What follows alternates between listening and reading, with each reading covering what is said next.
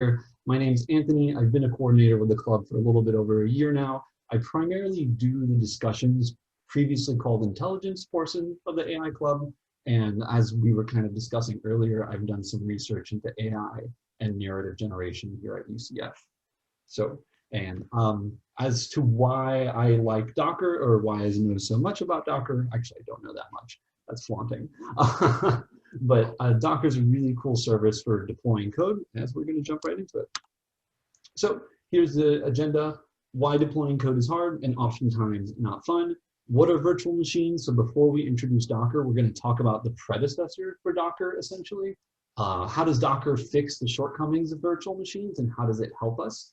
We're going to work through some examples. We'll live code a quick Docker file example, and I'll also show a little quick API of Docker working. Hopefully it works. I haven't tested it, so we're going to cowboy code that today here. I'll also briefly cover Docker and machine learning and how you can use it for machine learning. Actually, this Saturday at 1 o'clock, John, one of the previous presidents of the club, is going to be covering ML ops, and he'll be going through a more in-depth example of Docker and machine learning. So this kind of serves as a prerequisite for that workshop. We'll then cover Kubernetes and WebAssembly and how that relates to Docker and cloud native computing, which is the big term that's associated around all this, and things you could do next after you've learned Docker. So we're going to jump right into it. So even if you're new to programming, even if you're a few classes in, I'm going to assume everyone here at least knows what code looks like, even if they've just taken Intro to C. So there's going to be a point where you want your code to run somewhere else, where you don't want to run it on the command line anymore, where you want to either write an API, you want that API to not live on your computer. It doesn't make sense to run your website only from your computer. If your computer's turned off, who's going to be able to get to your website? So the thing you want to do is deploy your code to a server. So previously, the solution, one of the more scalable solutions for deploying your code to the server was the server would contain some hardware.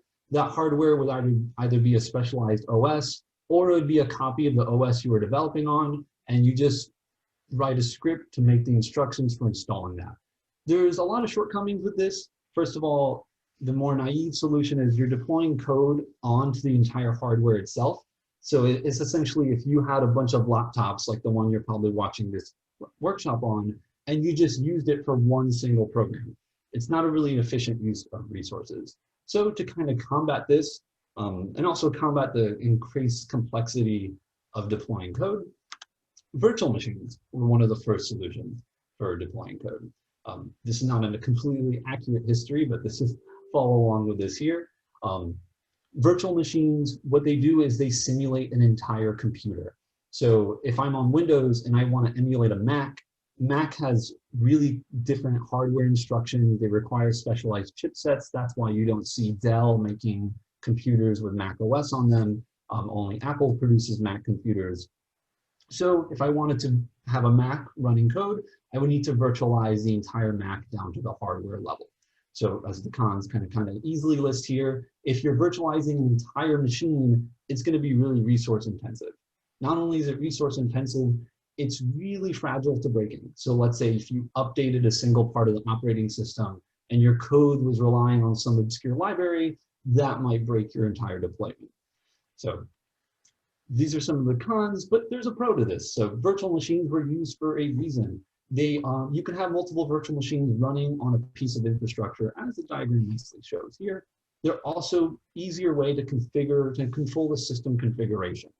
So you can give instructions on how you want your virtual machine to look like.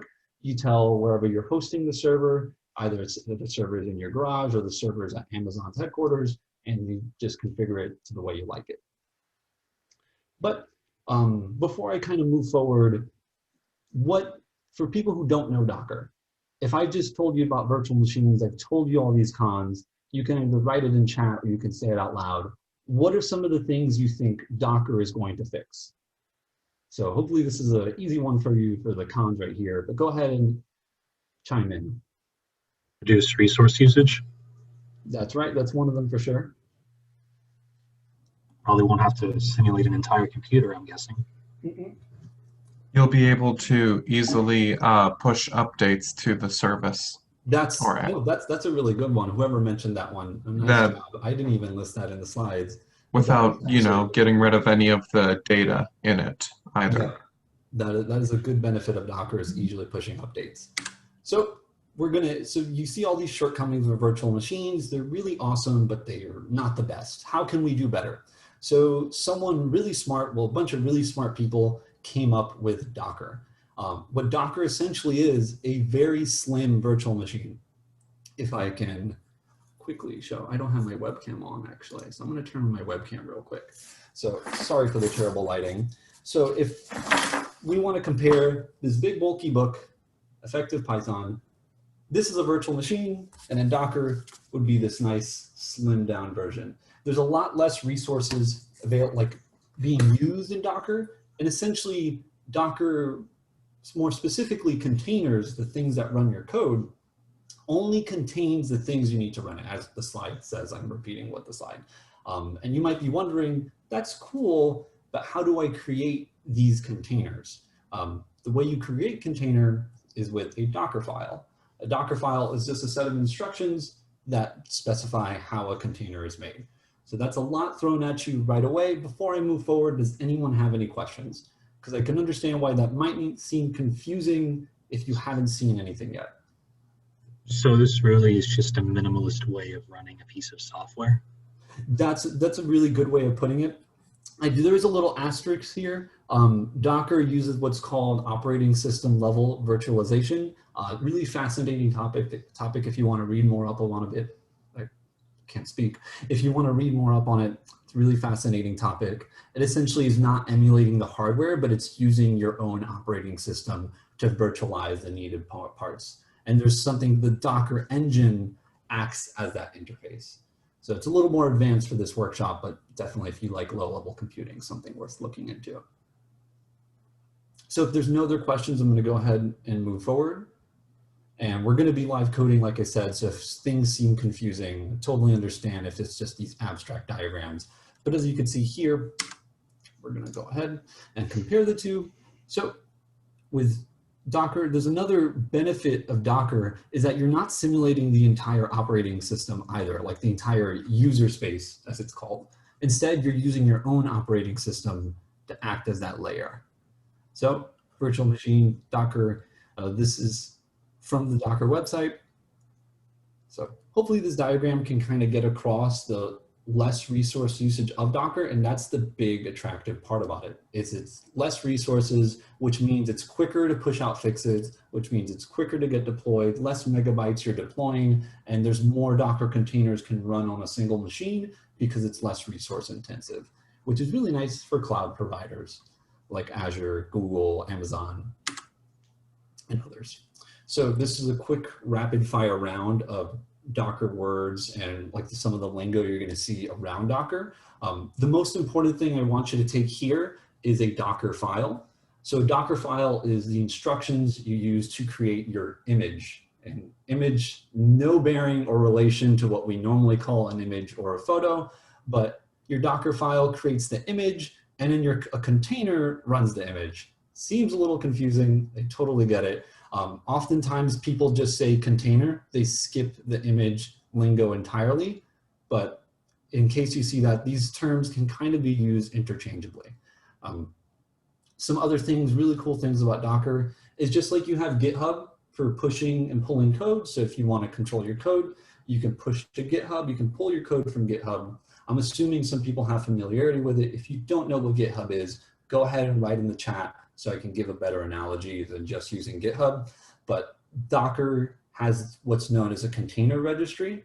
So as someone alluded to earlier, you can quickly push out updates. You can have a script that whenever you make a change to your site, whenever you push to a new Docker image to your registry, it pulls the changes from the site. That's a lot of lingo at once. So I totally understand still if people are getting lost in all the lingo. It's going to make a lot more sense when we start working through examples. But before I move forward, really quick? Yeah, what's your question? So I was just wondering, so I know that they use like existing VMs, or from what I understand, they use existing VMs in Docker and the containers. But what about for companies that have are pieces of software specific to them, something that's not open source. Like I know there was a gaming company that uses their own system to code their games, and that is something that nobody else uses. So how would Docker work with that, if at all? That's a good question. So Docker, the way Docker emulates, like virtualizes software and operating systems, it doesn't use any like VM code.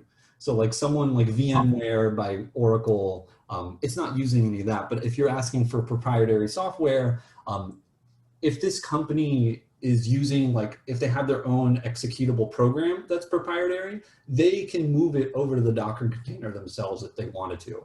Let's say this software runs on Linux. Docker has containers for Linux, so they just need to write the Docker file to create the instructions to run that. If that answers the question or that makes sense. It would kind of be up to the company's responsibility to make that container. Well, I mean, I don't know if it extends to game engines, because I just remembered it was Bethesda. And I think I'm pretty sure they use their own game engine, so I don't know if that extends over to that realm. Yeah, so you technically, you wouldn't use game engines with Docker. That's not really an application of it. Okay. Yeah, so things like mobile apps, like we were talking about earlier, you wouldn't use Docker for that. You wouldn't use Docker for game engines. You can use Docker for deploying a website. As you'll see later, Docker acts as, like I said earlier, a slimmed down computer, but you can also expose ports on that Docker container, and then people can visit those ports, and you can, theoretically, you can run a game engine if the game engine can be accessible like as a website, like over a port. Right. That'd be a really interesting use case of it, but theoretically, I guess. Giving an example of games, Minecraft Bedrock, so if anyone here plays Minecraft, there's a paid service that Microsoft and Minecraft offer called Realms. Yep, Realms, Paul, you got it. And they run their up and down of servers using Docker. And like they use Kubernetes and they use a whole container orchestration. So if those words I haven't told you yet, but they, for example, they can spin up game servers with Docker. So you might not be able to use a game engine in Docker, but you can create a game server in Docker. I'm pretty sure Halo 5 also does something similar with Azure, because Microsoft owns Azure, Microsoft owns Halo, so they're obviously going to use their own stuff. So we're going to jump right into live coding. Cloud streaming, yes, you can use Docker for it. So hopefully if we live code something up, that will actually illuminate that for you. So we're going to go ahead, and I have an empty little file called app, and I have an empty Docker file here. So without me telling anybody, what do you think the first thing I'm going to write in this Docker file is? If you already know Docker, don't say anything. You might get it wrong, but this will be interesting. See what people think the first command I'm going to write in is here. I'm not writing any code in the Docker files. All my Python code is going to live in here. But we'll do the first thing. Import external libraries. Close. You're very close. That would be like the second thing you do. You're very close. So earlier I had mentioned container registry, and I didn't cover what Docker Hub was. So Docker Hub is the official container registry for Docker. A lot of companies have their own container registry. Paul, you got it. It is the operating system. So the first thing we're going to do is import what OS we're going to use, more specifically what container we're going to use as our base. Since we're writing Python code, we're going to be using the Python image. So there's this really cool blog post that goes into a really deep technical dive of everything that the Python image for Docker installs and uses. So what this image is going to contain is all the bare minimums we need to run Python. So I think the command is from Python 3.7. We're going to run 3.7. I actually going to double check that real quick. I have a Docker file already made, so I'm cheating to make sure I wrote that right. So the first thing we're going to do is import our Python image. So what this is going to do is when I run this command, it's going to go to Docker Hub. It's going to find the Python image 3.7. It's going to download that, and we're going to start from there. So it's going to go ahead, download that. And this next command, copy, we're creating our image. Can anyone tell me what copy does?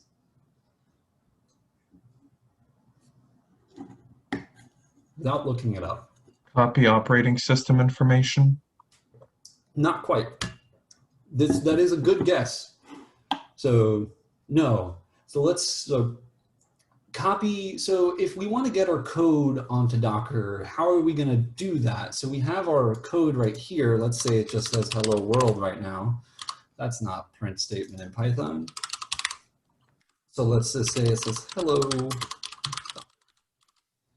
So we have our code and we're creating our image, but how are we going to get our code onto our image? Create an instance. And so if we Copy have, app.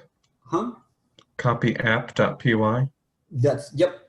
So we can just use this. So it's copy everything around the Docker file into the Docker image. So one thing I kind of glossed at earlier is, let's see, let's go here. The container, this includes your code plus everything needed to run your code. So we're basically done. So we have everything needed to run our code and we have our code. That's literally Docker. That's at the bare minimum, everything you need is literally just those two commands. And then the way we'll run it once we build it is we'll do Python and then what is it? app.py. And so this is going to run a terminal command. So we're not done yet. We're going to include some other stuff so I can cover some stuff. Let's actually do something more interesting with this code. So maybe we are the AI club, so we might use stuff like NumPy. So let's import NumPy as NP. So we have NumPy, but Python 3.7 doesn't have NumPy in it. So if I'm going to use NumPy in my code, what do I need to do now in my Docker file? Pip install. Yep. So we need to, so one thing cool about Docker is if you're familiar, so this is going to be a bummer to us Windows users, but if you're a Linux user, you're going to be at home right here, is you can type the command run, and then you can type in any normal command like you would in Linux. So if you wanted to do ls, which is list everything at your current position, you can run ls. And this is great for debugging. If you are debugging a Docker container, running ls is really good. So you could see what's in the container itself. And we'll quickly go over a more complicated Docker. Hey, quick question, Anthony. Yeah. Is it running let's say the pip install command, is that running on the Docker container or is it running on like your operating system? Good question. It's running on the container. So the container runs on top of your operating system. So Docker is a service. Docker is a lot of things. So the name itself does a disservice to the name. But Docker is the Docker engine, and it's also the thing that provides the containers so you can run the containers. Gotcha. Because Docker is not the only container service. Brooke asked a great question. I was going to ask people right now. She's asking, what's the difference between run and command? So if you have VS Code and you install the Docker extension, it should actually highlight this for you. I think it's because I have, I'm running this on Windows Subsystem for Linux that I don't think it's showing me right now. So I'm going to switch back to. One more question. Yeah, what's your question? How do you do comments in Docker, if that's possible? You can. So let me actually reopen this. You could do comments just like, you can do comments. Just the hashtag, just like in Python. Oh, okay. Docker files are not allowed to do stuff on the host system as far as I know. I think there might be like vulnerabilities you can exploit with Docker to do stuff on the host system. But one of the advantages that I haven't discussed yet with Docker is the idea of security benefits. So if you're deploying a bunch of Docker files on a server, the containers are isolated to themselves. They can't interact with the operating system. Like so think about cloud services like Azure, and I mention Azure all the time because I interned at Microsoft over the summer, so I do have a bias.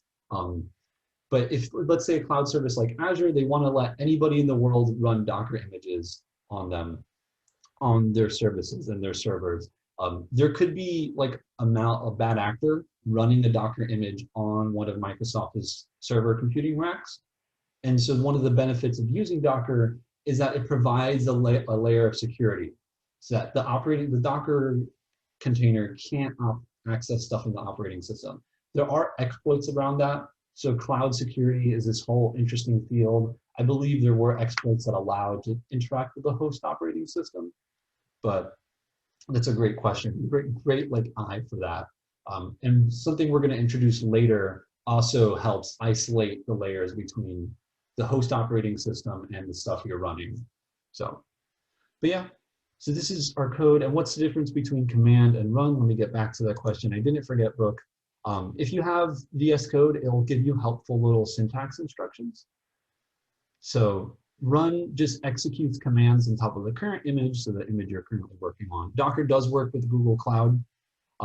It works with every cloud provider. So Google Cloud actually developed Kubernetes, as we'll show. Command is the entry point. So this is something I haven't discussed yet, but we always write command at the end of the Docker file. That's good practice. What command essentially does is after it runs all those instructions, so we go to Docker Hub, we get the Python image, we copy everything in our local directory, we install NumPy, we run a Linux shell command, and then we're going to run app.py. So let's go ahead and actually test it out. So pull up the terminal. I should have changed directory there earlier. I've actually never run a Docker image that's this simple, so I don't actually know if it'll work. So I'm going to discuss what I'm writing right now. So this command. So we're going to cover what Kubernetes is in a second, Aiden. So good question, though. Let's discuss this command right here. So Docker build -t example image. So what could people tell me what Docker build is doing? Ignore everything past Docker build. Just tell me, what is this? So what's Docker build doing? Building the Docker file. Docker.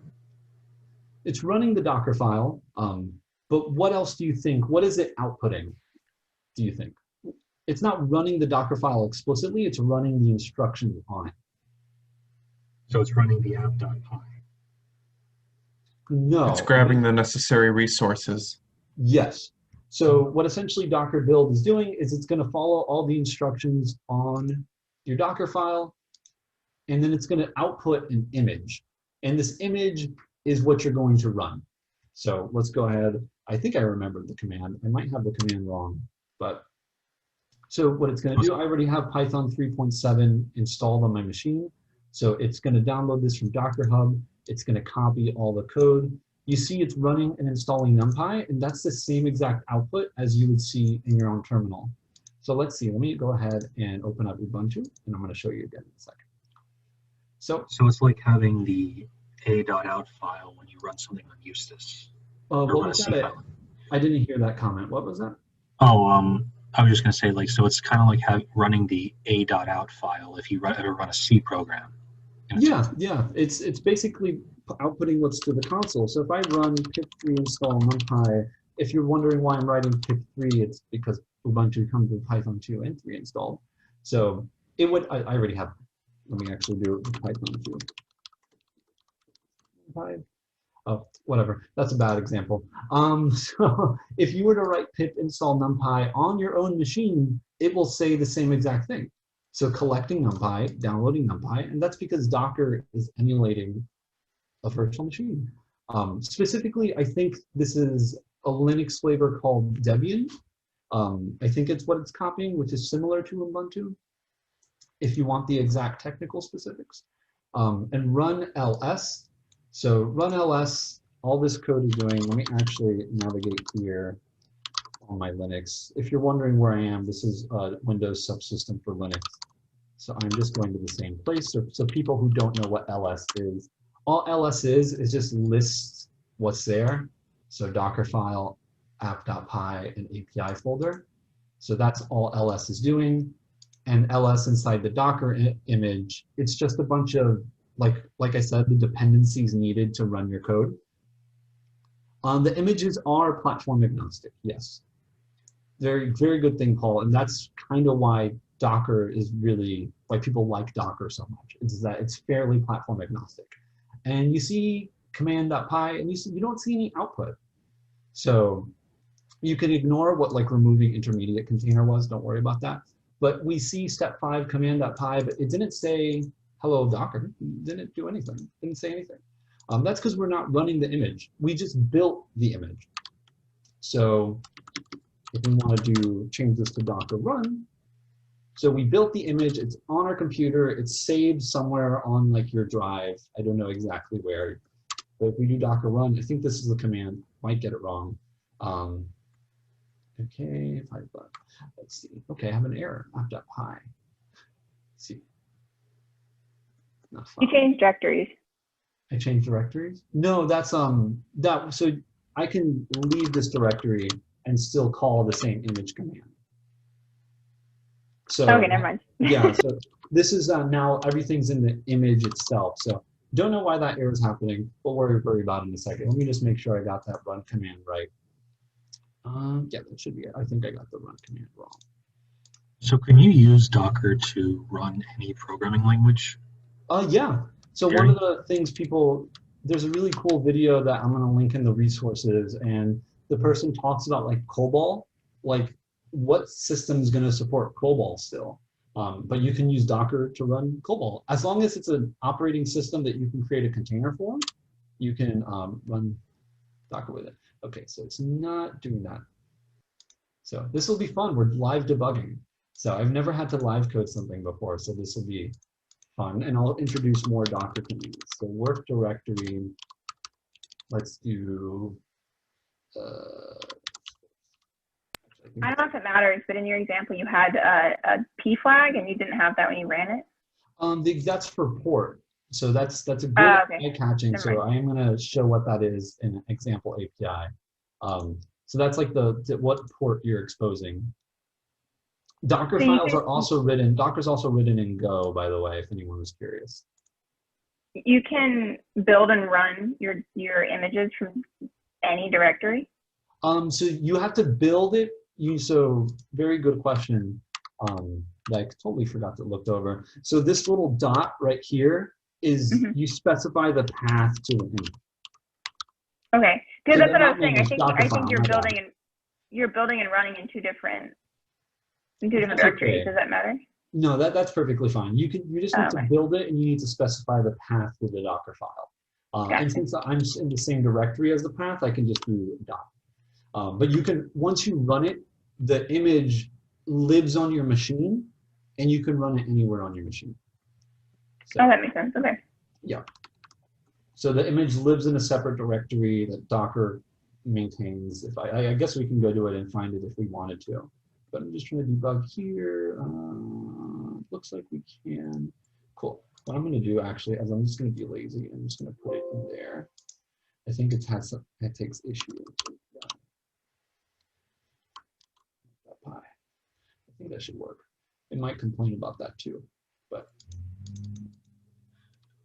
So since you use VS Code really quick, do you need to change anything in the user settings to enable Docker to work with it? Because I know I needed to change it for Python. I think it should work out of the box. If not, whenever you start writing a Docker file, it should tell you, oh, do you want to install the Docker extension? So the Docker, there's like more configuration you can do, but the Docker extension gives you nice syntax highlighting when creating Docker files. So let's actually see if that worked. Thank you. I don't know if that did work. So no such file. Okay, it's complaining. I know why it's complaining. Because Python treats folders and directories really weirdly.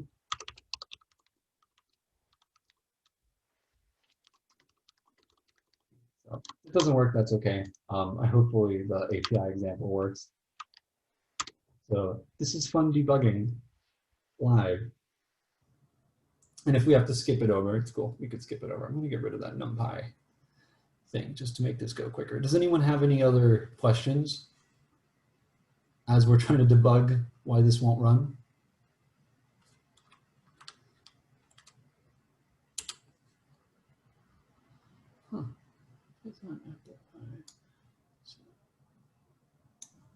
What is Kubernetes?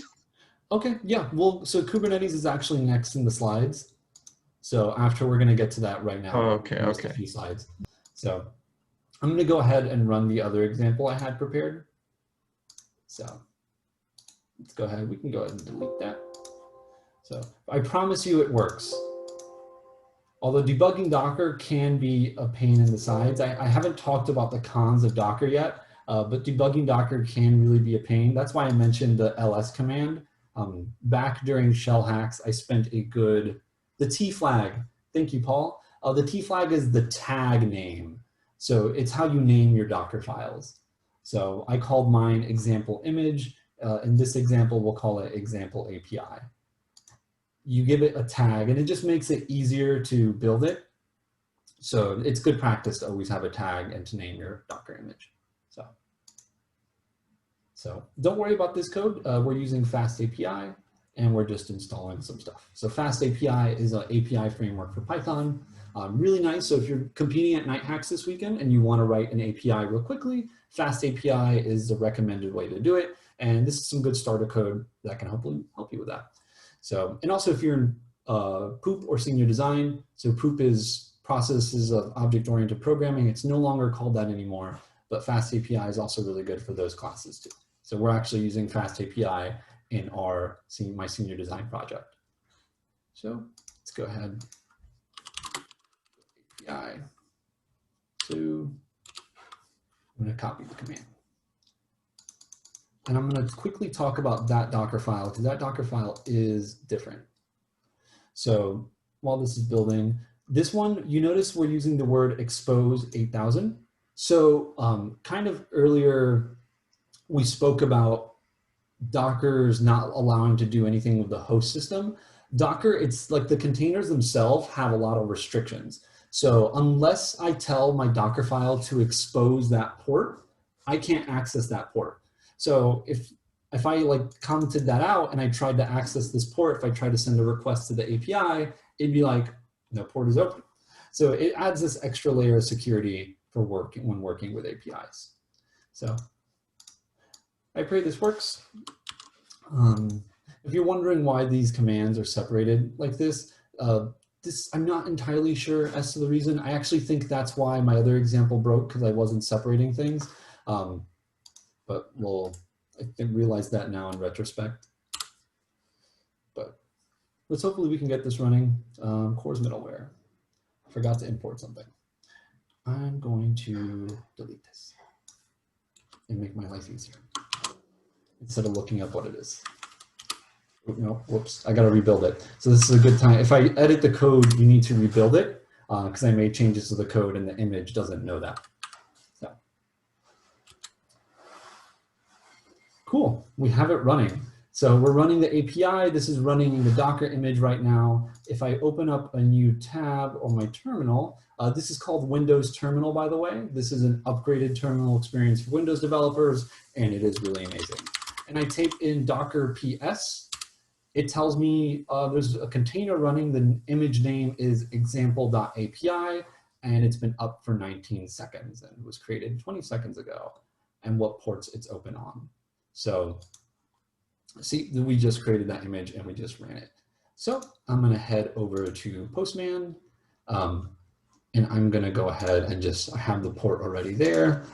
I send it something and it responds with hello world. And if we open up this, we said, oh, we got a request in, and it said, okay. So let's go ahead and actually, so it's okay if nobody really understands this code. This is a workshop on Docker, not necessarily developing APIs. But if anyone has questions about this code after the workshop, I'm more than happy to answer them. And this will be uploaded code so you can use and everything. And I'll be a mentor for Night Hacks this weekend. So if you want to use Fast API and if you have any questions, I'm more than happy to help. So we're going to go ahead and we're going to hit this search endpoint. So let's open up Postman again so we can show an example of Docker working. I think I already have. No, I don't. Okay. This might break because I might not have it the way my code wants, but let's copy that. And Should have done more preparation, but we're cowboy coding this. I'm writing some JSON in here, so it's perfectly okay if none of this makes sense. We're just testing the API. So we send, I went ahead and sent search, and it said 405 method not allowed. So we made an error, but we can still view the output of our server here in the Docker image. So if I were to get this to work, what it would return is we found something. It would return an array that says we found something, just like earlier we said return hello world. So I actually think I know why I got this wrong. I don't think I have application JSON there, but I'm not going to worry too much about it because, again, this is not a workshop on developing APIs, and I don't want to really start confusing people. So let's jump back into the presentation, and at the end of the workshop, we can go ahead and go back to the Docker files and how to make them. So back to everything. How does Docker help us with ML? So quite simply, as the slides say, NVIDIA cards are great. If you want to do machine learning, you want to use a NVIDIA card. AMD is just kind of out of the question these days. You can use them for machine learning, but NVIDIA kind of has the market there on CUDA and all their drivers. So the thing with NVIDIA cards is installing drivers is kind of a pain. And I do have to tell you that just because you're using a Docker container doesn't mean you can escape installing drivers. But one really nice thing about using Docker with NVIDIA is that you don't have to worry about all the dependencies for your code being installed on your machine and any headaches that can make with installing the drivers and everything. John is going to cover this more detail this Saturday at Night Hacks 1 to 3. It is a long workshop because he's going to work you through a very long example of using Docker with machine learning. So I'm not going to talk about it too much here, and I imagine not a lot of people here have had the terrible headache it is of installing GPU drivers. But if you had, please comment in the chat how easy it is to break your own machine with installing GPU drivers. I've broken my PC at least twice trying to do it. So it's not the worst. It's not a good process. So Docker can at least help make that process a lot easier. So to finally answer what Kubernetes is, it's not super exciting and we're going to kind of gloss over it. It has a cool name, but Kubernetes is essentially a service for automating Docker containers and automating and overseeing like the operations of them. So if you are Google, or if you are Microsoft or any big tech company, and you have hundreds of products and services and APIs, just like we had our API example earlier, you want to make sure you're using your resources efficiently. And let's say I'm a tech startup and my market is just Florida. So, and my market is for people who work 9-to-5 jobs. So if I have an API that these people working 9-to-5 jobs in Florida use, I don't want to be using my resources at night. And one really awesome thing about Kubernetes is it lets you spin new Docker containers up and down as you need them. It does a lot of other stuff too, but if I'm a startup paying for server usage with a cloud provider, I don't always want to be paying like a big $100 bill because I have hundreds of containers running 24/7. Instead, I only want 100 containers when traffic is really high. And if traffic is low, then I can switch down the amount of containers I use.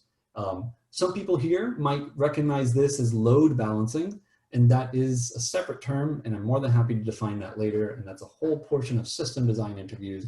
But Kubernetes helps you load balance and do a lot of other things with Docker. So just like we use code to automate a lot of things, and then we use Docker to help automate deployments, you then use Kubernetes to help automate Docker. So it's kind of automation all the way down, per se. And this is a quick introduction to WebAssembly. Does anybody know what WebAssembly is before I kind of jump into it? I'd be really surprised. If you're one of my friends who was attending the talk, I think you know what WebAssembly is because I've spoken about it with you. So none of you get to talk, but other people, please. It also gives me a water break.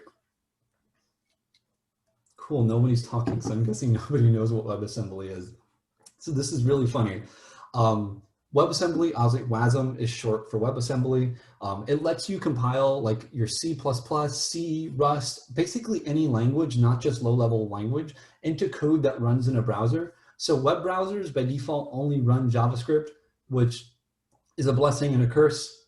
But WebAssembly lets you run, it's a bytecode format, like kind of what someone mentioned earlier with Java bytecode, that essentially just lets you run any arbitrary code on the browser. I'm going to be careful with that statement because WebAssembly is really cool for the same reasons Docker is really cool, is that it has these really interesting security privileges. But I'm just going to talk about something right here. Is Solomon Hykes is one of the, basically the creator of Docker.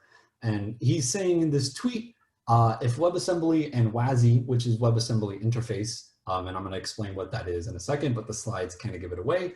Basically, if these technologies existed, Docker would have been pointless. And why is that? Why would Docker have been pointless if WebAssembly was a thing back then? So what WebAssembly does is it packages code just like how Java packages code in this bytecode format, and Java has the same write once, run anywhere, 3 billion devices, stuff like that. What WebAssembly does is it lets you run this code on any browser. So I can write C code and I can run it in Nick's web browser. He doesn't even need C installed on his machine. I mean, every C machine has C installed, but let's say he didn't have it installed. He can run it on his browser because it's just an assembly code format, and his CPU just needs to decode what that is. So we developed WebAssembly for the browser, and then people are like, WebAssembly is really cool.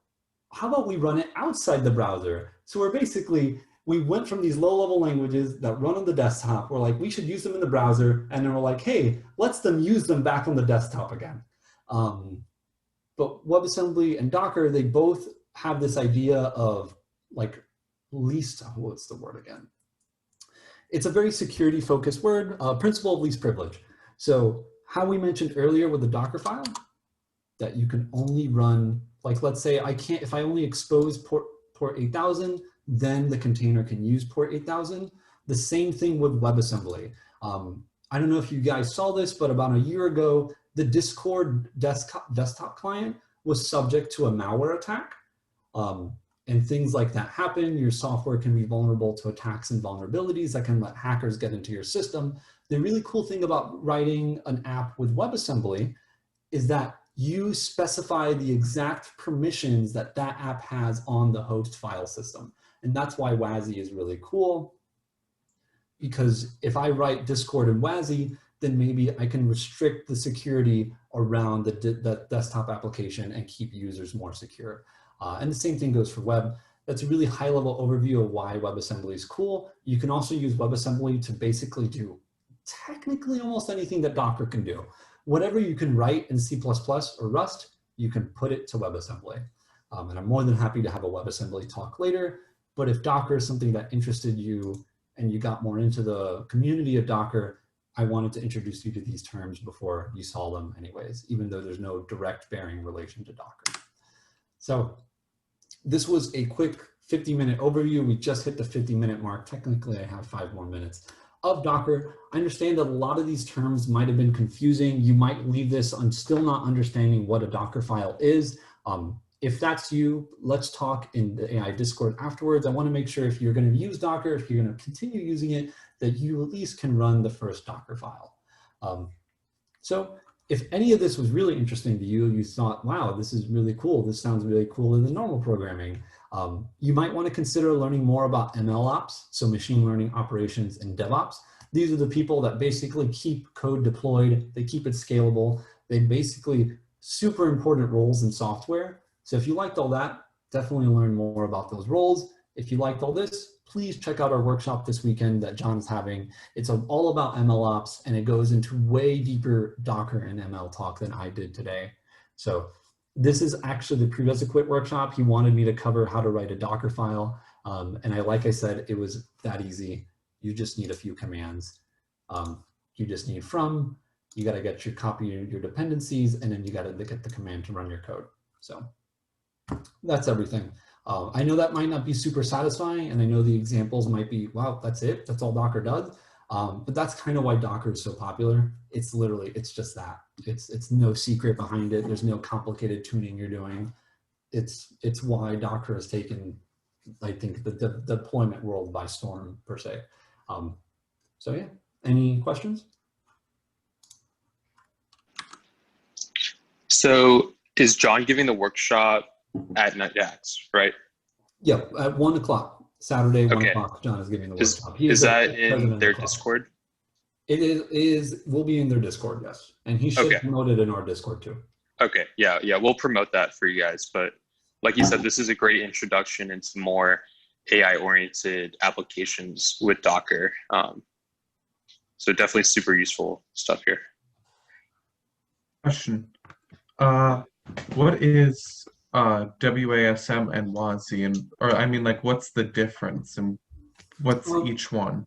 So WebAssembly is just like an assembly format for running code in a web browser, and WASI is an interface for running WebAssembly outside of the browser. So WASI depends on WebAssembly. So it's like, Gotcha. I see. it's just like, so actually I think the best way to compare it is like virtual machine and Docker. So we could think of what the web browser is a virtual machine, and WASM runs in that virtual machine. And then WASI is this slim, like you don't need a web browser anymore. It just provides the bare essentials to run WebAssembly. If that makes sense. I don't know if that analogy is Okay, really good. and then it says C++, Rust, and low level. Can it You can use also any include? language. You can even use Oh, Python. any language. Okay. Yeah, people often, so the reason why Rust is mentioned there, not only is it a great language and you should learn it, but Rust is really tied into the WebAssembly community. The Rust community does a lot of work in advancing WebAssembly. So Mozilla right here does a lot of work with WASI, and other companies do too, but Mozilla developed Rust, and so there's a really interlinked relationship. So that's why I gave it a shout out. So, but you can use any language with WebAssembly. So if you just like Google WebAssembly, like Python WebAssembly, what WebAssembly essentially is, if you've taken CDA, you know that all code gets compiled to assembly. WebAssembly is just like a different backend. So you write your C code, and rather than it going to like the CPU instruction set, it will go into the WebAssembly instruction set. So there's nothing you need to change about your code. You just need to compile it with a different compiler is all that it is. So it's an easy swap out. Gotcha. Yeah. Is that kind of related to like some of these cross-platform apps like Discord, like frameworks like React Native at all? No, that Discord is using Electron. So the Discord is using Electron, which is a whole other mess. You can use WebAssembly and Electron together because Electron is a web browser, essentially. And if you don't know what Electron is, don't. It's okay. It's not prerequisite knowledge for any of this. But Electron just lets you run JavaScript as a desktop app. Is the bare way to put it. Yeah, VS Code also runs Electron. So Electron is essentially a Chrome browser. So whenever you're running VS Code, you are essentially running an instance of Chrome. So it may not seem like it, but this is a Chrome browser basically. Any other questions related to the workshop?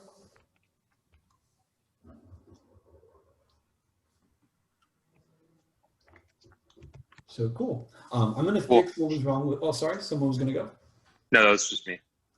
Yeah, I'm going to fix the broken demo we had. I know the examples weren't super exciting, but like I said earlier, there's not a lot of magic to Docker. And there's just a lot of vocabulary that can make it really intimidating for people.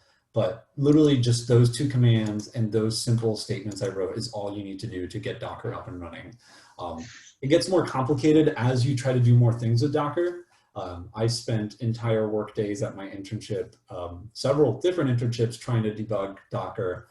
There's a lot of cons to it that I didn't really bring up, but I think the pros outweigh the cons, especially for writing scalable code and reproducible deployments. So it's definitely something you should learn as soon as possible, because it really makes you stand out, especially for internships. They like seeing Docker on your resume. It's a big buzzword for recruiters and everything. Mm-hmm.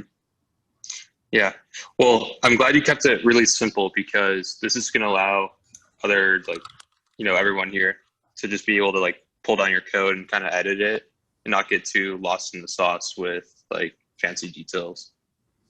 Yeah, I'm gonna re-upload the simple example I had earlier. I'm gonna get it working and it'll be up there tonight. So you don't have to use my API example. You can use something a lot smaller. You could technically run your assignments in Docker if you wanted to. I wouldn't recommend doing that, but you can do it. And there's a lot of other cool Docker things that I didn't mention. But I'll include a whole list of resources if you want to dive deeper into Docker afterwards. So this was a very high-level overview and a very rapid-fire introduction. It's very hard to do Docker in 50 minutes. So thank you.